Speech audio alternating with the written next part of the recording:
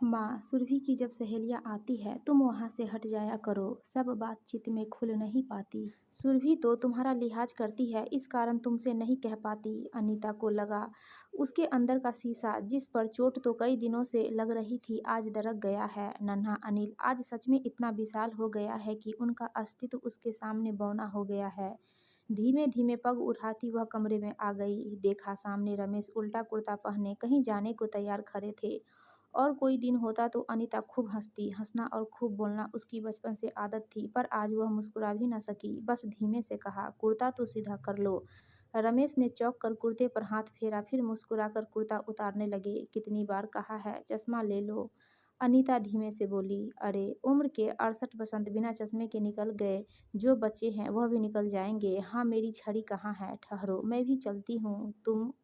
उन्हें आश्चर्य हुआ। हाँ कहती हुई अनीता उठ खड़ी हुई, पति को छड़ी थमाई और बाहर निकल आई। रमेश को आश्चर्य हुआ, आज पत्नी को सैर कैसे याद आ गई।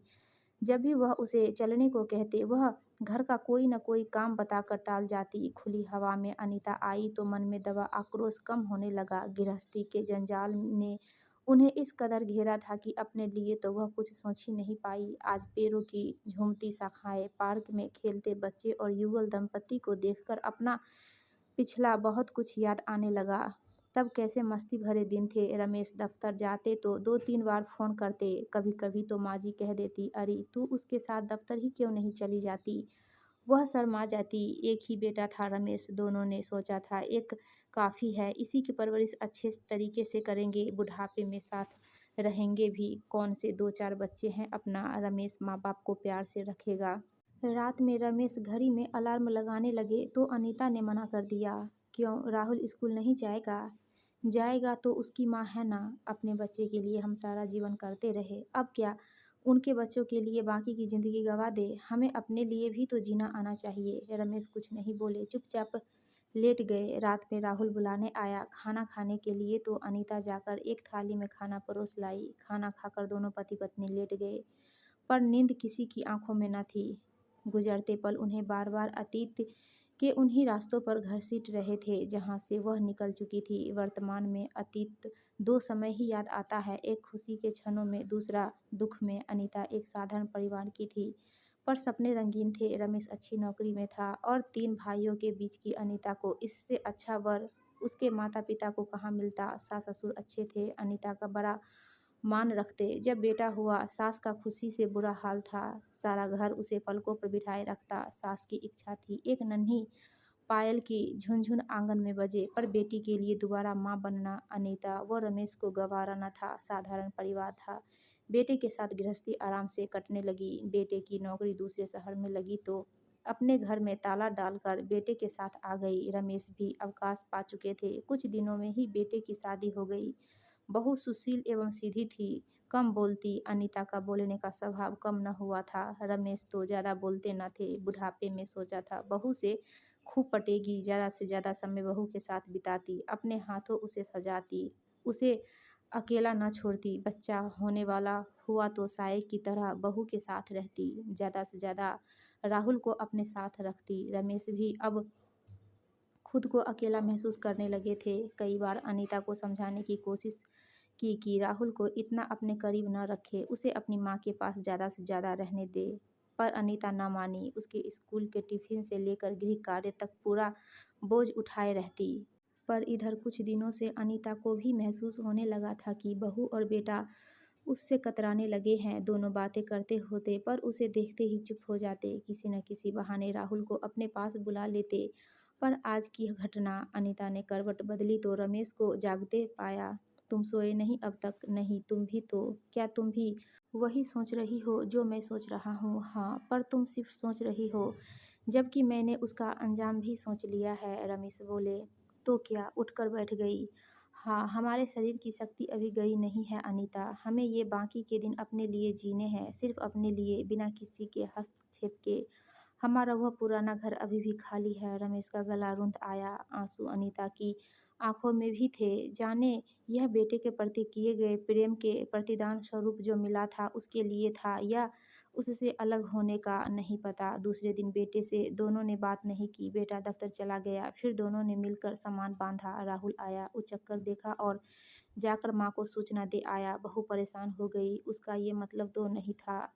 माँ बाबूजी चले गए तो लोग क्या कहेंगे। बेटे से माँ बाप को रखते भी नहीं बना। बहू से बता दो। रमेश धीमे से बोले, रुक जाओ, बेटे को आने दो। तो फिर ठीक है, मैं लेटता हूँ, तब तक उठा देना। आवाज़ अनीता की भी धीमी थी। थोड़ी देर दोनों शांत लेटे रहे। किसी तरह भोजन किया, फिर बेटे का इंतजार करते रहे। बहू चुपचाप दूर से देखती रही, हैरान परेशान। कहाँ जा रहे हैं माँ बाबूजी? थोड़ी देर हो गई तो अनीता उठकर बैठ गई। रमेश भी सोए न थे, बस आंखें मूंदे लेटे थे। नींद आती भी कहाँ से, जीवन भर तो बेटे के सानिध्य में रहे। आज बेटे को छोड़कर जाने का बिच्छू इतनी आसानी से कैसे पचा ले। अनीता, बहू ने तुमसे कभी कुछ कहा क्या? राहुल को तुमने पाला तब भी नहीं, कभी तुम्हारी बात का इनकार किया नहीं, तो इधर बहू कुछ उखरी जरूर लगती है। उसकी सहेलियों में मुझे बैठना अच्छा लगता था, बातें करना अच्छा लगता। अनीता, तुम्हें याद है जब हम अपने मित्रों के साथ बैठते थे और हमारा बच्चा आकर बैठ जाता तो हम क्या करते?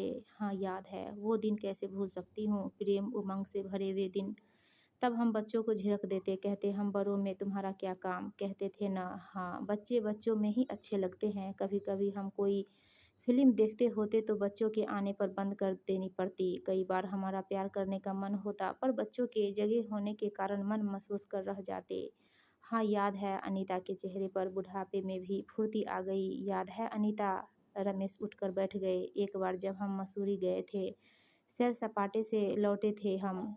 तुम रेड सूट में बहुत प्यारी लग रही थी। मेरा मन तुम्हें प्यार करने का हो रहा था, पर हमारा बेटा बाहर जाने का नाम ही नहीं ले रहा था। हमसे चिपका बैठा था। अच्छी तरह याद है। हम बच्चों को बार बार बाहर घूमने जाने को कहते, पर वह गया ही नहीं। गुस्सा आता था ना? हाँ, शर्माकर अनीता ने कहा। फिर पूछा, लेकिन ये सब आज तुम्हें याद आ रहा है? तनिक संभल कर रमेश बोले, इसलिए कि बहू को तुम्हारा उसकी सहेलियों के बीच बैठना अच्छा नहीं लगता, तो इसमें बुरा क्या है? तुम्हारे सामने वह सब खुलकर हंसी मजाक नहीं कर पाती है। इस उम्र में कितनी तरह की बातें होती है। हम भी तो करते थे। जब माँ बाबूजी या बच्चे बैठ जाते तो अपने खास मित्रों से खुलकर बातें नहीं कर पाते थे।